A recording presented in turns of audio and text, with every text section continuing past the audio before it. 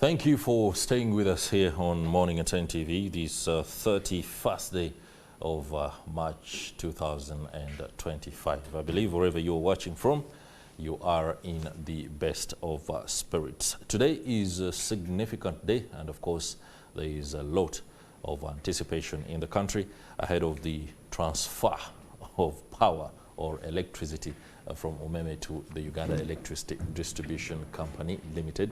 That event is expected in under 3 hours. And here on MorningAtNTV, we shall be speaking shortly to the Managing Director of UEDCL. But before that Kickstarter conversation kicks in, let's first take note of the Generating Growth Opportunities and Productivity for Women Enterprises, or GROW project, that is funded by the World Bank and rolled out under the aegis of the government of Uganda. I have with me the Permanent Secretary in the Ministry of Gender, Labour and Social Development, Aggrey Chibenge, who will be taking us through what this project is and of course be able to answer some of the questions that might not be clear to many Ugandans out there, but most importantly offer perspective in line with the objectives of the project. Mr. Chibenge, many thanks for joining us on MorningAtNTV. It is my pleasure, and a very good morning to all our viewers. You're most welcome, and we are indeed honored. First things first, what is GROW? GROW, as you've rightly defined it, is an intervention that government negotiated with the World Bank as a grant. GROW, I must say from the onset, is not a loan. It's a grant. It's a grant to government of Uganda. The negotiations started as half loan, half grant. But thanks to Minister of Finance and ourselves, we ultimately were able to pull off a full grant, which is not supposed to be repaid, but with some conditionalities. Its purpose is to uplift those women who have enterprises, are in business, to be given an opportunity to grow their enterprises. Why grow? If you may recall, as a result of the COVID pandemic, the country's economy was battered. And in the aftermath of the lockdowns, we sat with Minister of Finance, with the World Bank, and came up with an intervention that we felt should position the women as a special category of people within the economy, empower them, building onto the known qualities, characteristics of women, resilience, discipline. Many of them are in business, but we also observed that there were so many constraints and barriers that faced women, women in business, women enterprises, which required that special support. So GROW, right from the outset, recognized the fact that although we have a number of government programs that are already in place that are supporting not only women, but the economic empowerment of all the other categories of people, those we normally call special interest groups. We have interventions that target the person with disabilities. We have interventions targeting youth. We also, incidentally, had a program called, which we still do have, the Uganda Women Entrepreneurship Program. The difference is that many of those interventions I've talked about, although women can benefit from them, we are looking at the grassroots women, those who have not even, some of them, ventured into business. Under WEP, we encourage women to come together in groups between 5 and 15, and then government gives them money. That's right. That money, although it's a revolving fund, does not attract any serious interest. So after they've used it, they return that money. So we've been recovering money for WEP. Of course, the performance may not be as expected because you are dealing with women who are unbankable, the poor, these are widows, those who have been affected in their families, HIV, AIDS. That is the category of women that benefits from UWEP. That's right. Then we have the parish development model, which government again came up with as a big intervention, where we are putting, maybe the difference quickly between UWEP and PDM is that UWEP, we select groups in parishes, and the funds available do not cover all parishes in this country. Now government comes in with another intervention, the parish development model, where everybody is served at parish level.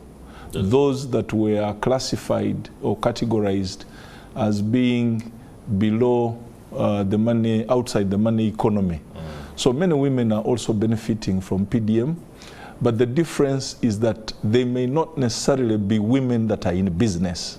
So GROW, I wanted to first give that context, is building onto the successes of any of these programs. If as a result of money we gave for UWEP, some women groups have been successful, they are saving, they have grown businesses to a certain level, those that we categorize as the micro enterprises, GROW aims now to pick up those successful ones as well as those that are already in business in order that they can now be accelerated. Their businesses can be promoted with credit, because in terms of the analysis that was done, analytical studies were done, one of the major constraints that women face in business is access to credit. Access to credit, yes. When they go to the banks, they cannot access the money there. The securities that are required, collateral, are really beyond the reach of many of the women. So we thought we would come up with a product that would make it easy for these women who are in business to access credit on more friendlier terms. And that is why the interest for GROW was put almost at half the commercial lending rates. And it was capped at 10%. When a woman walks to the bank, you borrow, and we are working through the banks. I think that too should be made clear. In our negotiations, we agreed that government should not be the one to manage this product. Because at the end of the day, these resources have to be recovered. GROW is going to be a revolving fund. And after the project period, because the GROW project is running up to 2027 of December. Now, all the monies that will have been recovered are not going to go back to the World Bank, which gave it as a grant. That money will remain with government of Uganda. Government will form a vehicle that will manage these resources, or an agency, or agree a mechanism where this money should be continuously available for the women to borrow. That is the other important thing about GROW. And that's why some people were asking questions. If GROW is a grant, meaning it is free money given to government of Uganda, why should you lend it on interest? If you don't lend it on interest, then sustainability becomes a big problem. Because at the end of the project, it means that if money has not been repaid, then you have no more money to lend the women, and the project would close at that point. And we're looking ahead. Beyond the project period, what happens after? These resources, if recovered, and if lent out on purely commercial terms. What do I mean? Banks, the way the banks operate, are lending out money to the women. The women are expected to return that money to the banks. By the way, the banks guaranteed the loans they are sending out. What does that mean? That in their negotiations, the banks committed that they are the ones that are going to take responsibility.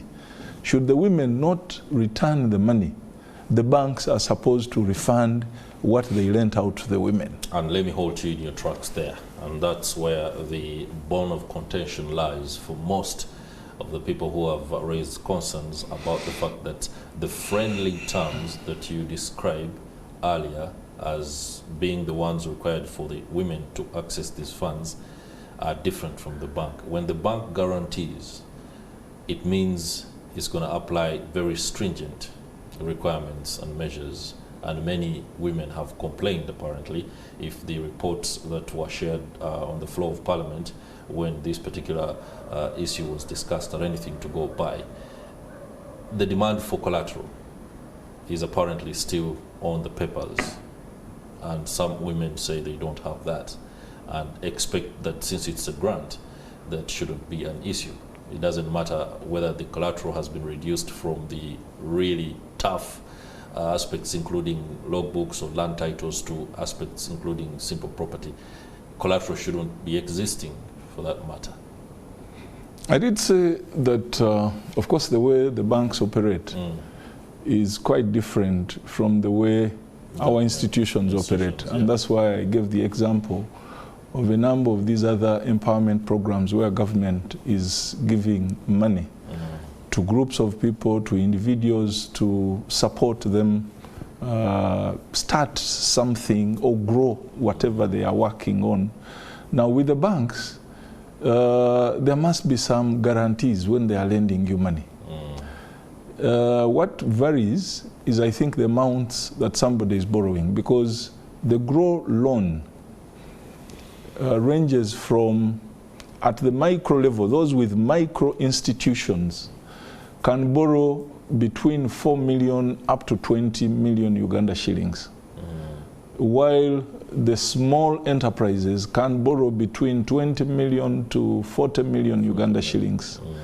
And then the bigger category, which is also really between small and medium, can borrow between 40 million and 200 million. Yeah. Now, the higher up you go, the more that the bank will demand in terms of collateral, in terms of security. The women, quite a number of women, want to borrow big monies. You want to go to a bank, you ask them to give you 100 million, even 50 million. The bank will have to. The bank will certainly have to do a due diligence, will require assurance that you have the capacity to pay back the money, because I've told you in the beginning that it's the banks actually that have guaranteed repayment of those loans. If they lent money to anybody and that person failed to pay back, for us on our side, government, the World Bank, we don't want to hear from the bank that you failed, you gave out money and you failed to recover it. The money must all be recovered, period. And the more money you need, the more demands the banks will impose on you. That is right. If you need 4 million, the micros I've talked about, between 4 million and 20 million, I'm sure the banks are not going to demand as much as they will demand if you want between 50, 40 million and 200. And we are looking at possibilities of working with microfinance institutions whose coverage is a little deeper than probably some of the commercial banks. We are looking at working with SACCOs where women can easily pick this money. But whichever way we go, the issue of recovery of this money is not negotiable. It is not negotiable. Whoever wants money for grow should know that that is not free money. That is money that is supposed to support women development, entrepreneurship, growing their businesses in perpetuity. They are not only doing it this year, they are not only doing it up to 2027. Okay. We are saying we are putting in place a mechanism that guarantees women, if at the end of the GROW project, that money is not recovered, the money is not recovered, then as I've said, it stops there. But if it works the way we've designed GROW, then it means Minister of Finance taking lead with the Minister of Gender will now agree a mechanism. Okay. Do we establish a women bank?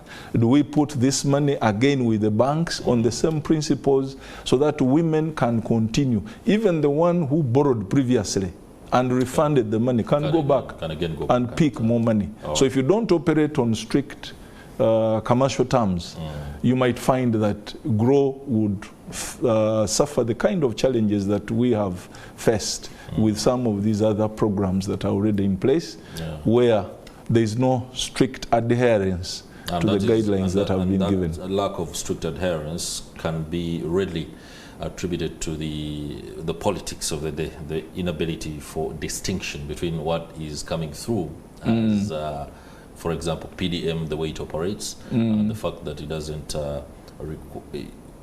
if somebody, for example, is unable to pay back the PDM money, it doesn't come hard on you like you would for the grow money.